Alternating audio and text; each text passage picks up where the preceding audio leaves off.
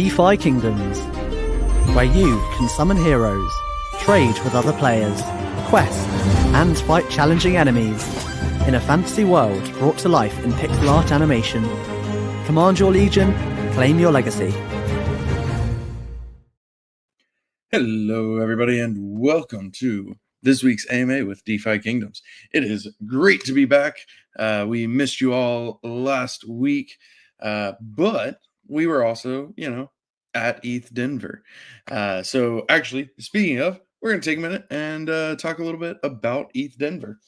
Last week we were there. We had a setup in the GameFi arcade in ETH Denver. Metis was also there with a pretty significant booth as well, by which I mean a really big one. It was a great conference. ETH Denver is always a really big turnout. I believe historically it has been the largest conference in America. So it was really good to be back. They have definitely been listening and improving. So the arcade, for example, this year was like front and center in the conference itself, which was really cool. Basically, if you went in the conference, you had to see us, which is always nice. So it was really cool. Great to get to spend some time with some of the team. Huge shout out to Dr. Zipper and Winston for stepping up and coming and helping us out as well. It made life a lot easier.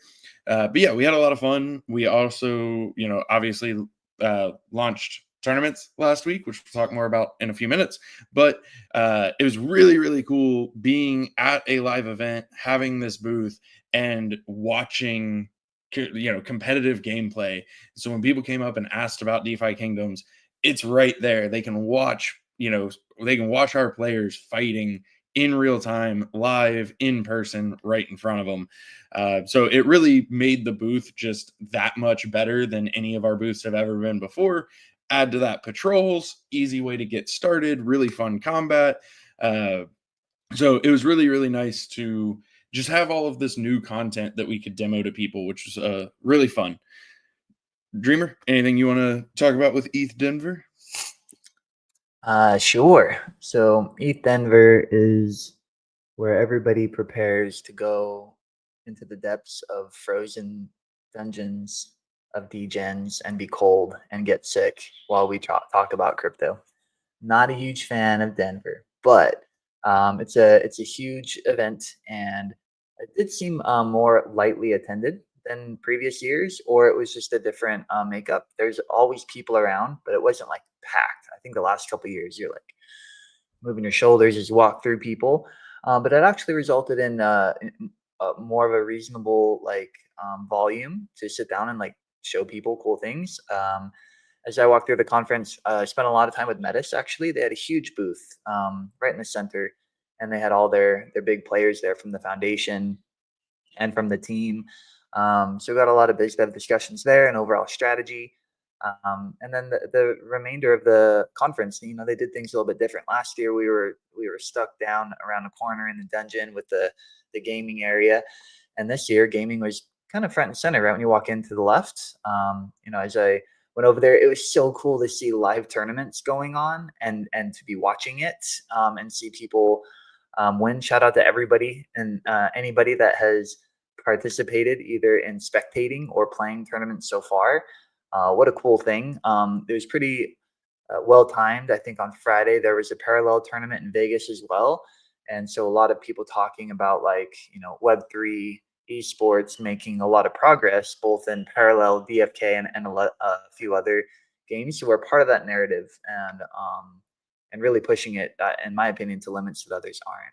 So Denver was a success, even just to be able to show what is live and what we're doing. A lot of builders attend this one since they have a build hackathon leading up to it. So the attendees, I think, were more like people curious on how things are being built and what they are, rather than maybe a bunch of gaming participants like in YGG or a bunch of business to business representatives like at Token. But I saw our team show up. They were on their feet for days on end and did as much as they could to represent DeFi Kingdoms, the gameplay, tournament series, and our relationship with our partners. So well done, everybody across the board, surviving the frozen depths of Denver and all the COVID sickness that I'm sure swirled around our bodies. If you ever want a ringing endorsement of Denver, don't call Dreamer. However, normally we have Winston here to play some player versus player bouts for our entertainment and sometimes our cruelty. However, as you likely all know, we are a little bit over an hour into some scheduled combat engine maintenance. So that is ongoing, and we'll keep you guys updated as it completes and as everything is ready to go. But since we don't have Winston here to fight anybody live, he did record a video for me of a couple of tournament bouts as well as a hunt or two. So I'll cue that up here in just a minute so that we still have some amazing combat entertainment during this AMA.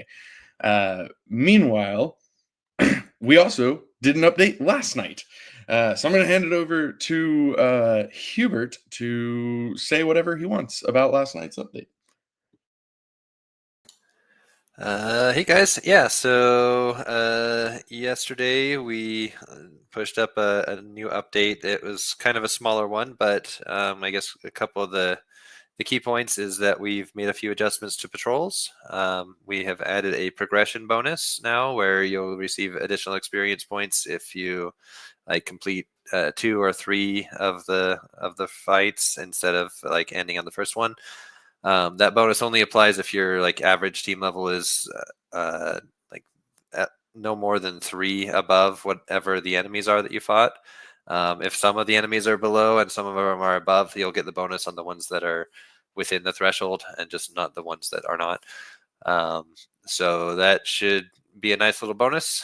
Make it feel a little bit more like you're getting a little bit faster progression with your heroes as you do that. And we also have adjusted things for the level 1 heroes as well, so that if you're doing the alleyway, you will get a kind of reduced list of different encounters compared to the rest of the hero population. You won't run into any corrupted citizens, and you won't run into 3 grifters at once either. And even running into 2 grifters will be kind of a rare occurrence. It's only 10% of the time will it happen. So that should make it a little bit easier for the level 1 case. Kind of the reason for this is especially at the very first levels, everything, because we use a dynamic stat formula, everything scales pretty rapidly between level 1 to 2 and 2 to 3. The difference from level 1 to 2 is 2x, whereas it's basically a doubling. But if you're going from level 15 to 16, that's a much smaller increase respectively. So when you look at kind of dynamic scaling formulas, it just gets real tight at the low end.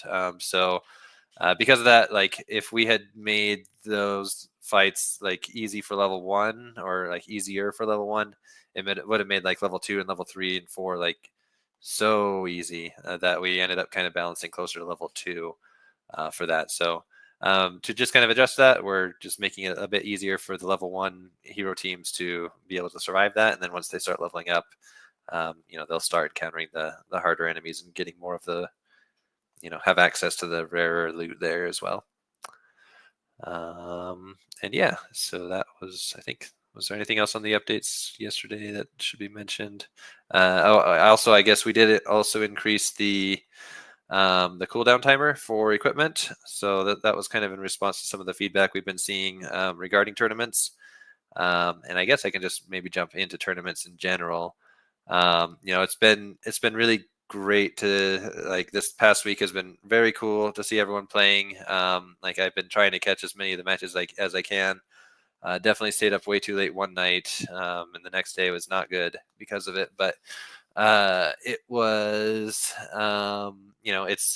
there's been a lot of things that we're trying to respond rapidly to. We're trying to, see what works, see what doesn't work. We are trying a bunch of different tournament types with different level ranges, different requirements on the heroes and which heroes you can use.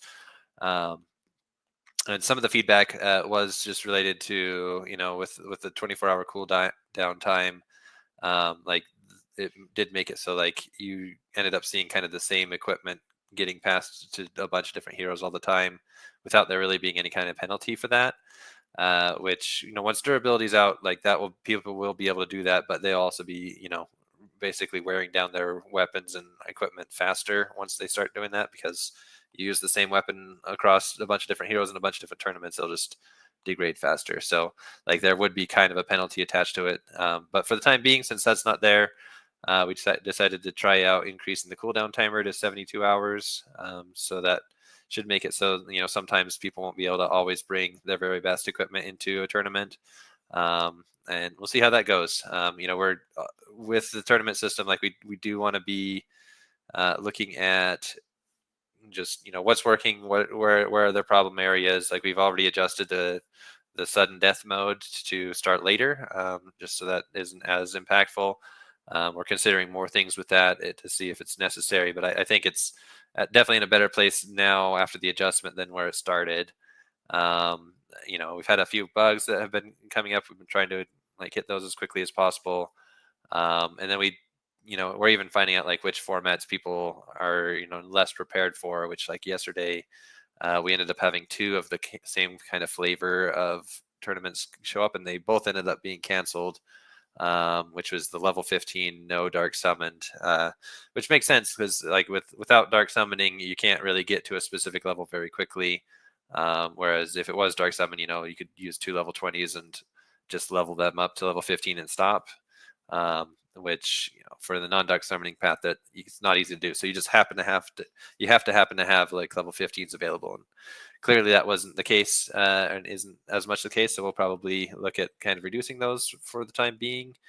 But also we do have the Divine Essence system coming fairly soon. It's a pretty high priority right now.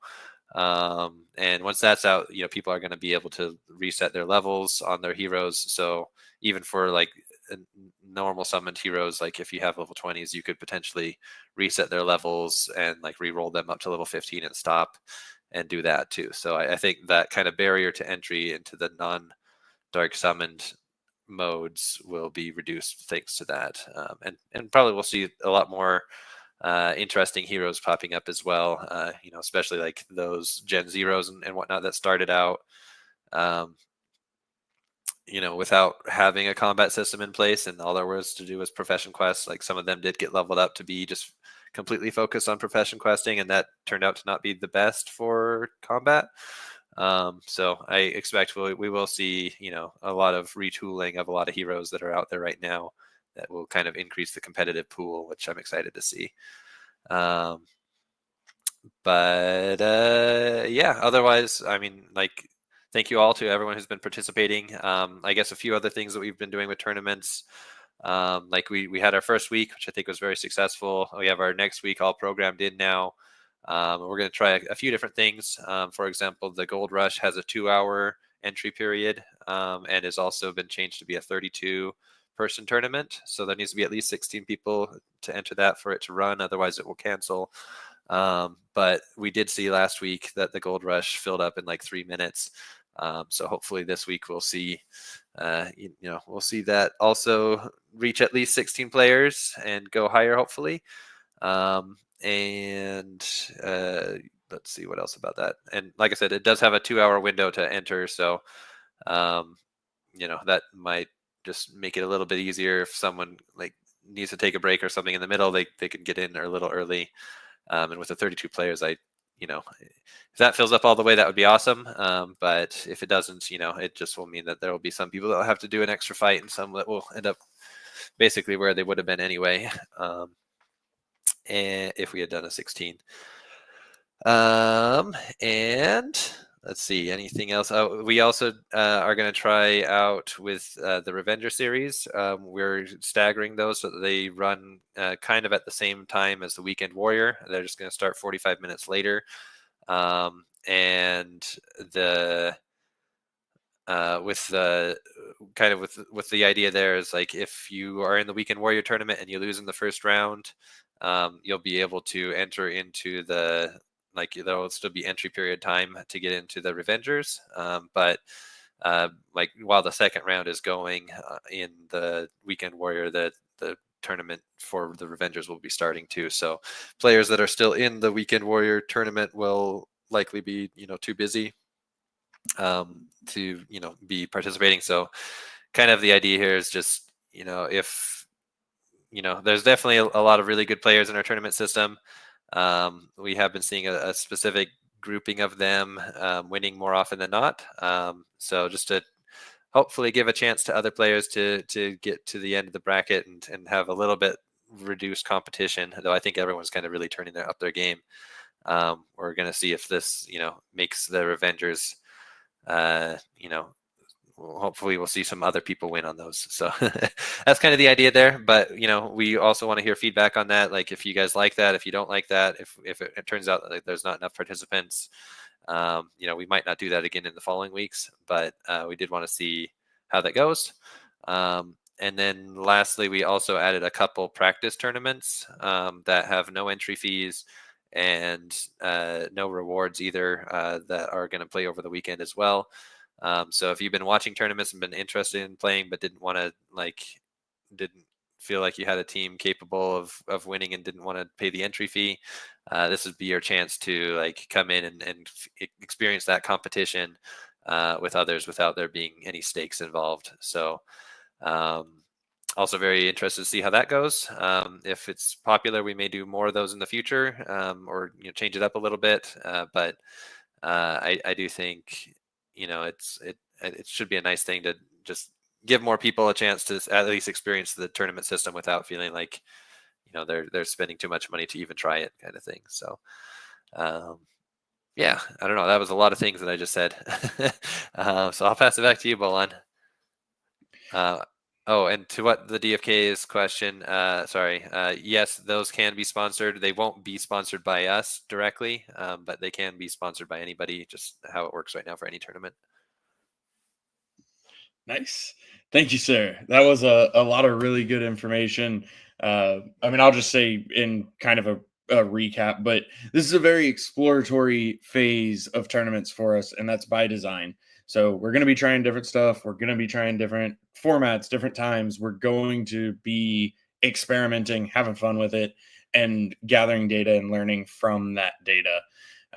So keep it up, keep playing. We hope you're all having fun. It seems like you guys are, which is fantastic. It's great to see everybody engaging. The live streams of some of the tournaments have been super fun. Just watching people chat about them in Discord is always a good time. So get in there and participate, have some fun. There are not any rewards on the free to play. There's no Revengers tokens. There's no nothing for right now. It's just a straight up, do you want to have a practice tournament, basically. So that could change in the future as well. But for right now, we just want to see what's working, see what people are interested in. Awesome. With that, I think we will roll into our questions for the week. Starting out with Hubert. Can you speak to the original plan for bloaters, frost bloaters, ragweed, and frost drum? Yeah, sure. So those are considered the gold crops of like fishing and foraging.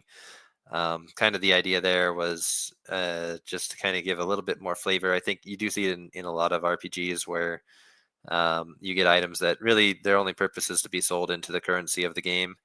And that's kind of what the idea was for these as well, is that rather than just give you gold directly, you get these other tokens that can be converted into gold that make more sense for, like, you fished this fish up and you didn't fish up a bag of gold kind of thing.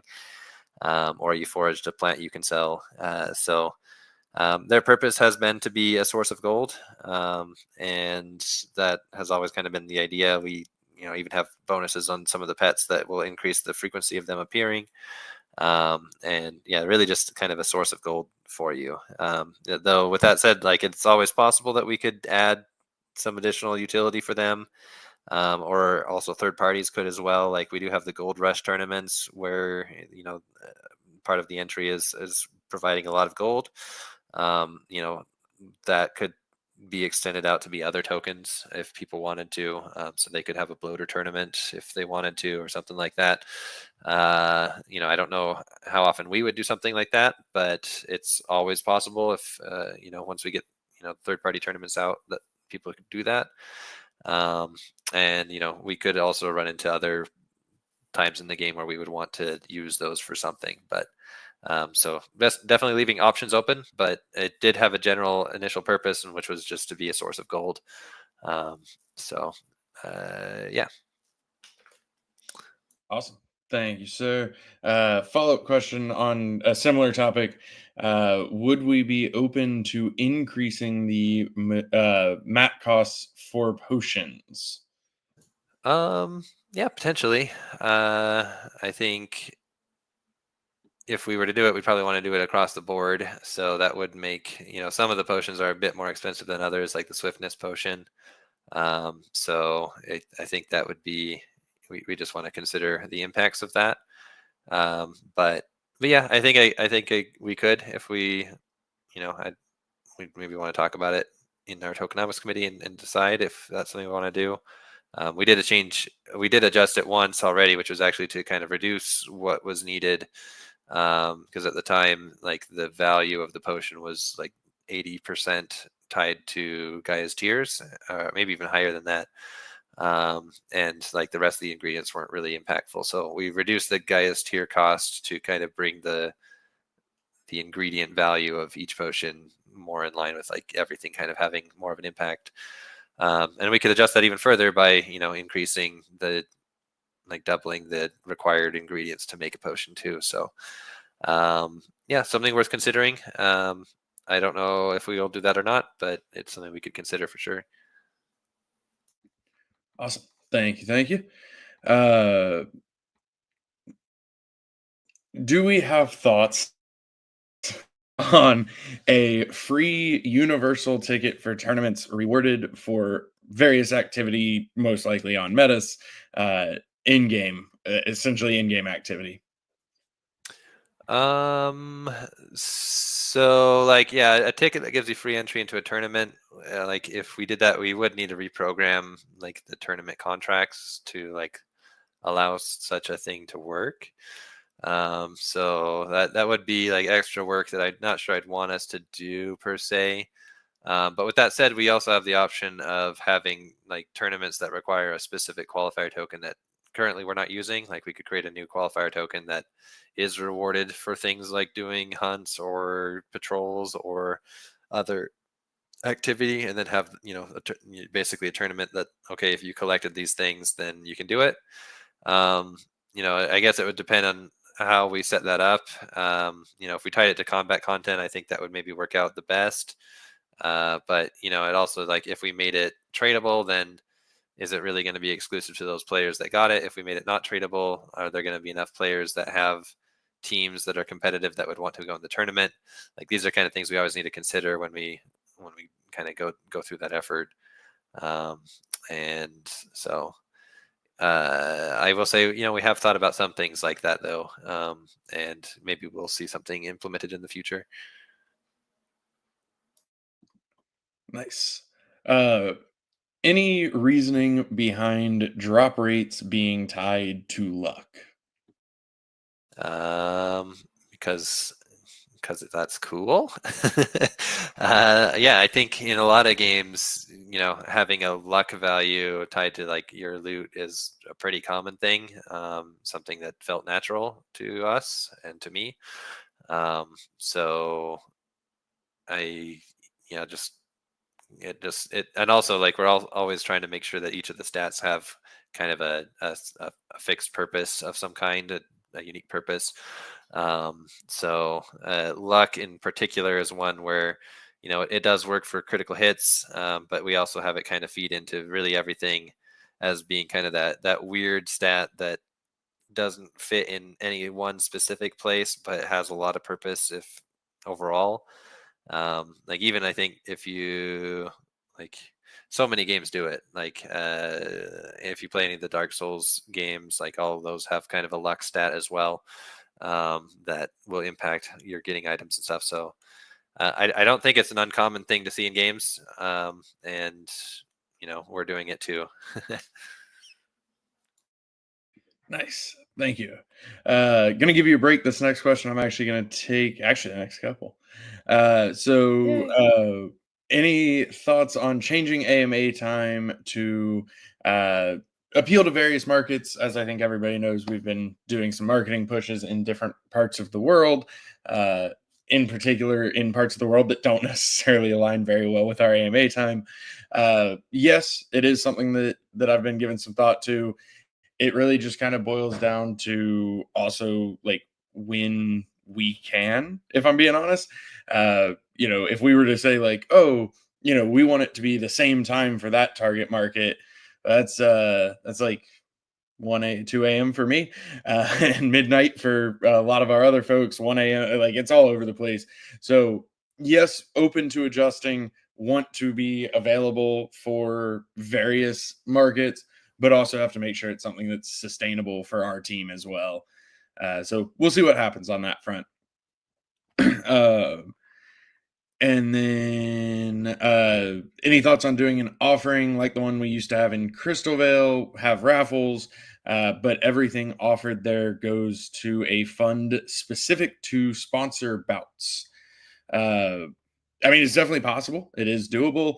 A lot of the sponsorship kind of concerns, so to speak, can be addressed with tournaments, because for the vast majority of tournaments, every match in it is automatically sponsored. So it's taken care of by the entry fees to the tournament.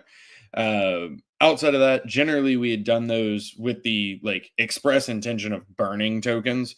So it'd definitely be a little bit of a different take, but it is something that we could do if it feels like it would be beneficial. But right now, as tournaments roll and continue to grow, there's more sponsored matches than we've really ever had before anyway. So I think tournaments can kind of be a better solution for that personally.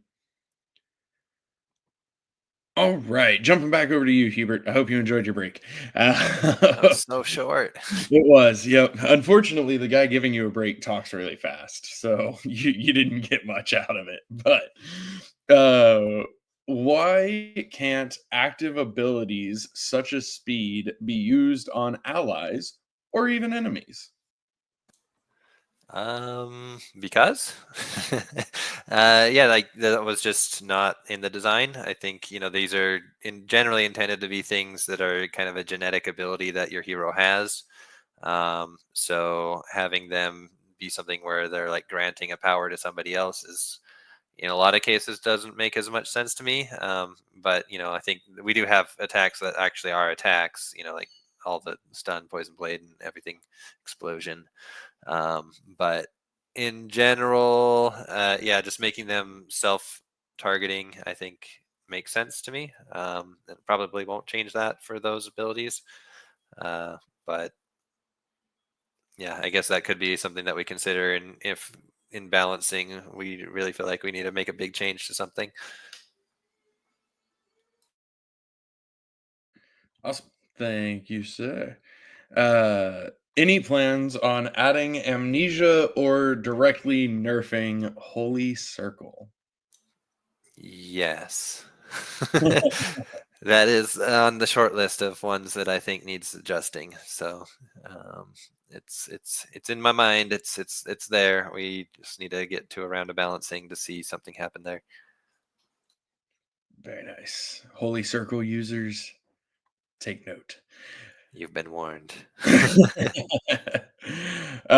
With the shell raffles on Metis, any reasoning or thoughts on the rewards there instead of making them more realm specific? I was distracted by chat and kind of missed a key part of that question, I think. Could you say it again? Any thoughts or reasoning on the shell raffles for the Okay. current reward system versus making them more realm specific? Yeah, so I mean, when we did that, we were trying to get something out very quickly, and the raffles in the other realms were kind of the source of the best items in the game. So it made a lot of sense and was as much simpler for us to just split off a chunk of that for the Metis raffles and just keep using the same thing. Didn't require a whole bunch of new analysis or tokenomics thought or anything like that. So it was something we could turn around quickly. Things that can be used on Metis, there are, it would mostly be just like attunement crystals and runes, basically, that we could do instead. So, like, yeah, I mean, there's kind of like if you win some things that you can't use, you need to bridge them back to like be able to use them or sell them potentially. But I think a lot of those do have some pretty decent value. So if you have enough of them, it's probably worth doing. But yeah, I mean, I think in the future we could see us, making like new additions to that system. We could potentially adjust it to have other things in it. Like even like treasure chests or something, for example. Maybe not the same ones that you can get from tournaments, but like there are things we could definitely do. But at least for the time being, we wanted to ensure that we were putting items of value that were, some of the most valuable items in the game in there. And that was kind of the approach we took. And yeah, I think if we wanted to kind of go into it further, we certainly can, but it also is going to take time for us to do it. And we have so much on our plate right now. I just don't see us prioritizing that in the very near future. Awesome. Thank you. Switching over to Dreamer for a moment. Dreamer, any thoughts on reducing the number of pools in the gardens? Did you hear my sound? Barely. Aw. Try it again. Oh, yeah, a little bit. Okay, there we go. Yeah. Didn't work. So the gardens, what? Can you repeat the question? Yeah, any thoughts on reducing the number of available pools in the gardens? All right, I was muted, but can you hear me? Yes. My soundboard is taking over. I'm not clicking anything. I don't know how to do it. Yeah, so gardens, we've actually talked about this every couple of tokenomics meetings, but every tokenomics meeting we've had really big topics. I think the consensus is we are in need of a rebalance, but a rebalance not only is dev time, but it's actually community time. We need to put together a proposal and put it to the community on what we're proposing and then get it ratified and voted on. And I think we've been considering this for almost 2 months now. The last 2 months, each week has been like jam packed with discussions, decisions, build, testing, deployment, marketing. So haven't wanted to distract even the community on this, but we're now entering a phase between this milestone and the next that I think we have a window to consider it. So so far, I think the arguments have been more, and there's a lot of different pools, and there are even a number of different tokens involved. Can there be some consolidation? There's pros and cons to doing things like that. We've considered them for a while now. I think we need to make some decisions. The two directions we could go is kind of leaning more towards Jewel across all the gardens, or leaning towards the power token of that realm that is holding the garden. I think that most see it make more sense for the game itself to have the power tokens, which are used in that chain and only on that chain, be more consolidated in, and while also increasing the one like power token to Jewel pairing that's there as well. So that's kind of what I feel like it's been leaned towards. We haven't had votes. We're gonna continue to discuss. I know that there have been some questions saying the opposite, that we should make them all Jewel based. But we're trying to make sure that we do what makes the most sense for the player, for the garden, and for that realm, while Jewel has utility across every chain, and specifically is the main like power token of the Coliseum. That's being as transparent about discussions so far. Now, all of these discussions don't matter because we don't have a final proposal that will go to a vote and ratified, because that's what we do for the gardens. And there's not one incoming in the next week or so. I think we have to get to the point where we decide on what the tokenomics committee would like to propose, and then hand it to the community, and then we'd have to implement it. So not a quick topic, but it is something to be considered. And I think we can all understand volatility of the markets, the deployment, the testing, and our milestones we've been focused on. We didn't want to slow down in any way, and this would slow it down. No exit sound? Well, now I'm just disappointed. It took over. I had to turn it off. It was like I was talking and it was doing crickets. It made me feel horrible. It was too powerful. Oh, that's not an air horn. I mean, it is, but it sucks. There we go. There we go. Jumping back to you, Hubert, for a moment.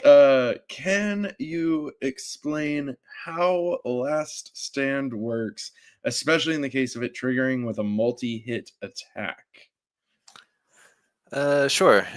So yeah, with Last Stand, it is like in the text that says, when you cross the threshold of having been above 30% HP and go down below 30% HP from an attack, it triggers. And then that will, if the damage that is coming in is enough to like bring you below, I think 20% of your HP, it'll stop it at 20%. And then it also gives you some buffs, right? It increases your physical and magical defense, and also gives you unstoppable.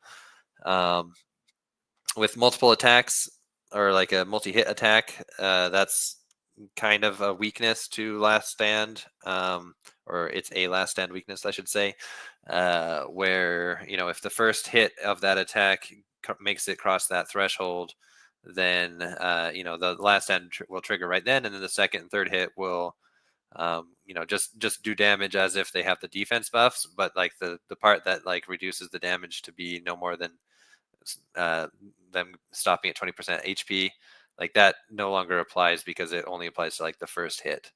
And then like if you happen to have two Last Stands, it triggers each time you cross that threshold of being above 30% HP and being below.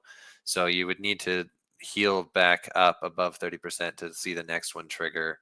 It's currently how it's designed. Now, I have been hearing a lot of feedback on that one, and do think it's worth like considering some changes. So I'll just say that. But that's how it works right now, anyway.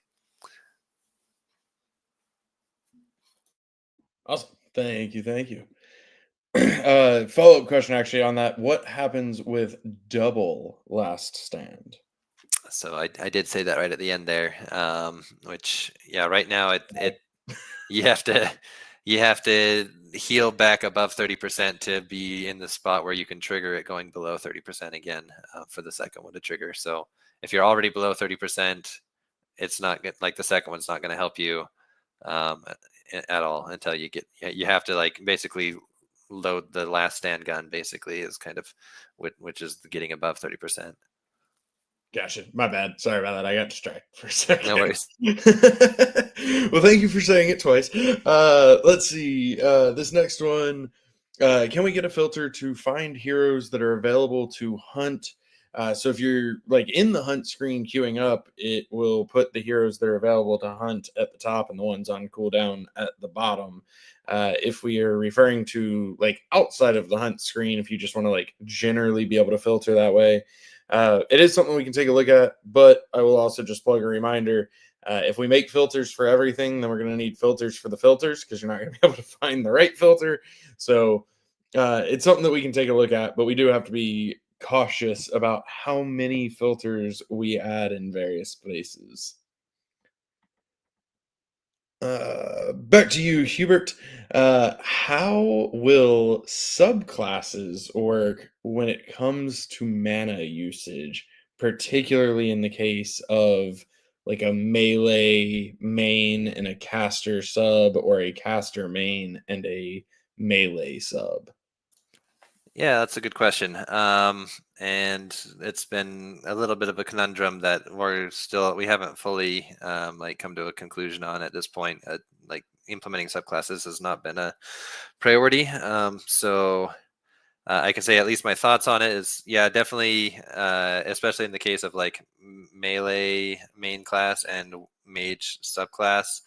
Uh, if we just use the skill costs as they are, um, that's going to cost a lot to cast the mage spells because those typically cost more mana. And if you have a pretty small mana pool, you probably wouldn't want to do that. And conversely, like if you were a mage with a melee subclass and we didn't change anything, then like the melee skills would be like pretty much spannable for infinity.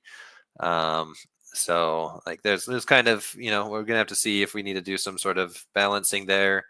And it could get kind of complicated because we might need to do it on a case by case basis if we do that. Or it could just be that, maybe some combos are just not the best. And like if you're a melee mage combo, you like the passives because those don't cost you anything. And maybe you take one skill that's potentially useful. But like typically the melee classes don't have a lot of intelligence or wisdom either. So like their spell power is not going to be very high. And I guess one other thing that we are planning on doing, and I don't think is going to change, is that to use any subclass abilities, you have to use a weapon that the subclass can use, which is, we're going to have this secondary weapon slot and offhand slot available when we implement subclasses, and the ability to basically swap between your main weapon and your other weapon as well. And that other weapon doesn't necessarily need to be a subclass weapon. It could just be another weapon that your main class uses, and you can just swap between them. But that just would preclude you potentially from what your subclass can provide if it also can't use that weapon. So there'll be some decisions to make there. And yeah, I don't know for sure what we're going to do on that yet. But definitely it's something, there's definitely some complexity there. That we'll need to decide, which route do we take. And, I think also, I guess on the other side of that example where I was talking about, a melee wouldn't have very good spell power. Likewise, I don't think a mage would have very good attack power. So even if, they busted out their axe to do some, some berserker skills or warrior skills, like they're probably not going to be doing anywhere close to as much damage as like a natural warrior berserker would do. So there's definitely going to be some trade-offs, and subclasses you're going to need to find the niche of where it's useful or not. And yeah, we'll see in our balancing how we kind of make that more or less accessible. Awesome. Thank you. Any concerns about the scalability of health and mana vials and potions as heroes reach higher and higher levels? And any thoughts on adding a cap to them? So, like 35% of your max health up to X amount to allow for higher level potions, which could potentially be made with materials from higher level quests in the future, etc. Yeah, I'm not sure on that one. Like, having it be just a flat percentage makes it generally useful always. So if there's no cap, I mean, you'll always be getting 35% of your HP back. And, at higher levels, the expectation is that your heroes are going to have that replay is funny, by the way, just watching it. That person must have had a dagger equipped when they did that on that front warrior. Sorry, I'm just very distracted by that mace being held like a knife. Anyway, so yeah, with the potions,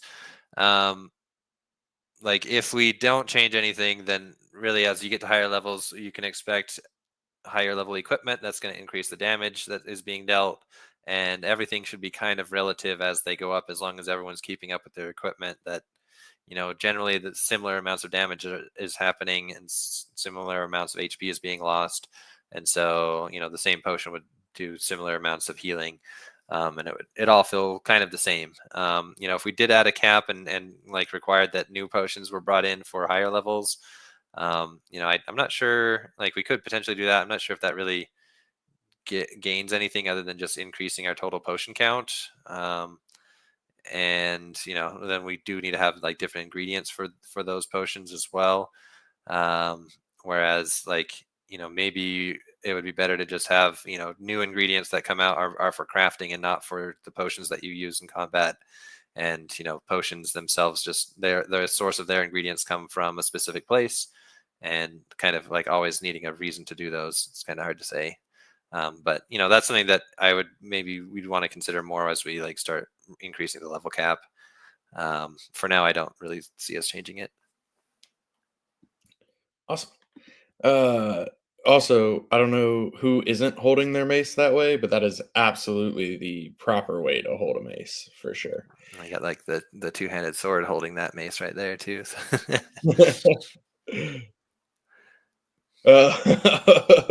Now I'm distracted. Anyway, how do we have any current feelings about the mythic loot drop frequency in patrols? I think it's cool that there are 4 of the Cows of Eternal Hunger out now. If this question is like, is it too low? I'm not sure. I think I think it's good to have ultra rare things in the game. If it were more common, it would not be as valuable to players because it's easier to get a hold of. I think once we get durability out, we'll probably need to reconsider some of the drop rates, just because things will start breaking at that point. So I think some adjustments will probably be warranted at that point. And I think we could also do other things with reward systems to like effectively increase the drop rate, but give more of a path to guaranteed rewards type of thing as well. But yeah, I think in general, having very rare things is a good thing, especially if those very rare things are like pretty powerful, which I haven't seen too many of those cows being used in tournaments yet. I mean, there aren't very many that exist yet. So, but I did see like at least in one of the tournaments, somebody had it, but he wasn't. I think it missed when he used it, which was unfortunate. But yeah, so I don't know. I definitely if we are paying attention to feedback from players and paying attention to how many people are doing patrols and everything like that. I do know, like, especially on that third tier of patrols, like 2 of the 3 equipment drops are on the mythic level. So there's kind of a lot of living blades being dropped, but not a lot of anything else because the mythics are much rarer. So maybe it feels like there's less equipment being dropped, but like doing the lower tier ones do have more rarer tier items that drop more often as well. So, but yeah, definitely interested to hear feedback on that, and we'll continue to pay attention to what's going on and continue to adjust as we see fit. Thank you. Will there be a pet combat bonus to increase drop chances? That sounds like some alpha request right there. I'll just say that currently, yes, there is one in there that does that. And it'll probably still be there by the time we release. That was a good one. Oh, we tried to have an air horn, guys. That sounded like the Metal Gear Solid alert sound to me, but I don't know if it's just like noise. Is that not what that was?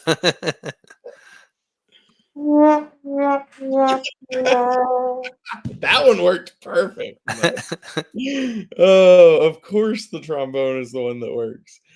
Oh man. Let's see. Let's grab a couple more questions for today before we go into our wrap up. Speaking of which, just a real quick reminder. I know you guys we didn't have our AMA last week because we were in Denver. There have been a lot of questions submitted. We are making our way through them. So if we don't get to your question, just hold tight. We will get to it. Any information that we would care to share on the armor and weapon sets in the chests for tournaments? Is it new equipment? Is it tied to a level, etc.? Sure. So it is all new equipment. It all looks very cool. Very cool looking equipment. And the idea was to make it competitive with the equipment that's out there right now. So, like, I think in general, they are slightly better than a lot of the hunt gear. Not better than everything, but uh, slightly better. Kind of target level is level 12 for these. So and we've been talking about also making adjustments to like weapon equipment requirements, weapon equipping requirements to switch that to be level based. So when that happens, these things will all be set at level 12. So they won't be usable in level 6 or level 10 tournaments. And yeah, so they're generally pretty good, I'd say. Not like so crazy good that like it completely overshadows what you get from the hunt stuff, though. But might give you a slight edge if you have it. So Awesome. And yeah, I dropped the Medium link in the chat as well, but that goes over a lot of the chess stuff. It doesn't like show you what the equipment is yet, because that wouldn't be any fun. But most of the chests, or actually every chest, has a guaranteed piece of equipment, and then also chances. But yeah, so you are guaranteed something out of your chest no matter what. Any thoughts on having a hunt's passive where each dead enemy gives heroes a 5% damage buff? probably not, I think. Yeah, I guess if it's being still challenging, maybe some things need upgrading on your team to make it a little easier. But yeah, I don't think we're going to add a passive like that. Awesome. In the Sundered Isles, when a hero's pledge is complete but they are still spectating, is there any change to their influence or any other realm benefits? Or is there a reason that they would want to pull them out and re-pledge? So yeah, currently there's no change to the influence that's provided by heroes if they reach their expiration time. So as long as they remain pledged, they will continue to provide influence, just as if they still did have a timer on that. As far as like unpledging versus repledging, like if they had originally been pledged just for like 30 days, then they're only providing like the 30-day level of influence, so they could be pledged for longer.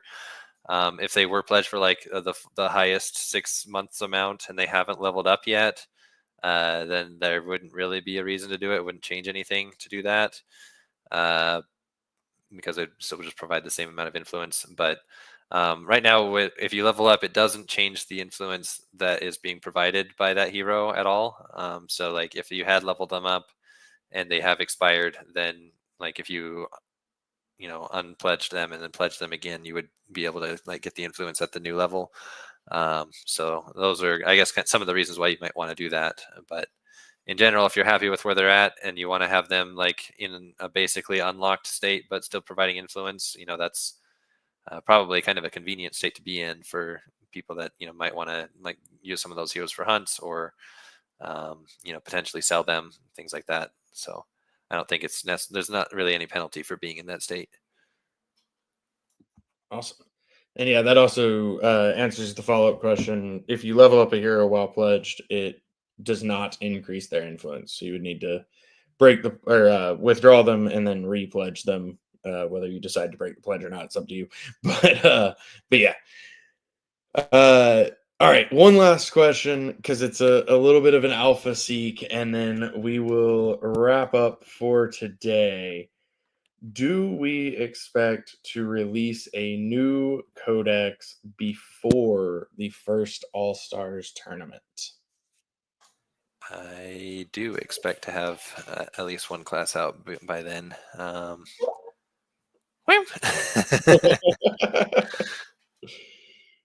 Excellent. Thank you, sir. We will wrap up for the day here. In the meantime, I will say, as always, thank you to everybody who has tuned in. Thank you to everybody who will watch this later as well. Special shout out to all of those who submit questions for us to answer, because otherwise it wouldn't be an AMA. So you can submit your questions at talk.defykingdoms.com or in the AMA questions channel in Discord. As I mentioned earlier, we are a little bit backlogged because we didn't have our AMA last week with ETH Denver happening, but we will get caught up. So keep the questions coming. If we didn't get to your question today, we will get to it next week. Huge shout out to the community. It has been wildly fun watching you guys engage in tournaments, watching people, just really bring the competition to the next level, which I absolutely love. Really, really excited for what the future holds and making tournaments better and better, as well as everything else we've got coming, which is a lot. With that, I am going to go over to Hubert for any final thoughts. Oh man, I've said so much today. Yeah, I really hope you guys are enjoying the tournament system. I've been loving watching you guys play. I guess shout out to O'Cool for his stellar performance in that last tournament that he was in. Like he basically went up against like multi-tournament winners in each round and made it all the way to the end and won, which is pretty impressive. So that was very cool. And shout out to everyone else who's been playing. Those that have been able to win multiple times, like great job. You are setting the standard for everybody else. And, I hope that there are a lot of people watching that and, building up to be, able to defeat those teams. I think we've already noticed like an increase in the power level of the players, and like as people are kind of understanding what works and doesn't work. It's just very cool to see. Hope you guys are enjoying the formats that we've offered. I hope you keep giving us feedback on things you like, things you don't like, things you might like to see. This is I think this is, as far as like competitive gameplay goes, like this is the best thing we've built so far, and I just want to make it better and better. So help us do that. Keep engaging. I hope you guys are enjoying it. That's it for me. Yes, also special shout out to you for answering a whole bunch of questions today. Don't worry, we'll do it again next week. Dreamer, any final thoughts? Yeah, I got a question for Hubert.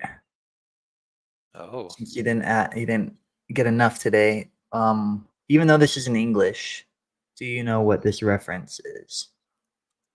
Arise. I assume that's from Solo Leveling. You are correct. Hey. I was looking for the Japanese one because it's super badass when it happens, but I couldn't find it. Anyway, if you haven't watched that show, it's super cool. Go watch it because we're all nerds in that genre, and it's really cool anime. And that's all I got to say. Denver was cool. Karate Combat was fun. We had a lot of people there from DFK. Worked their butts off. We're defying anybody that says winter isn't under 70. You are wrong. And Denver is too high for humans to live. And stay bullish. And last but not least, you didn't get to talk much today. So, Fox, anything you want to say, any final thoughts, and a sign off? I too like Solo Leveling, but I've only seen 3 episodes because I need to renew my Crunchyroll account after like a decade of it being inactive. But no, it's a good show.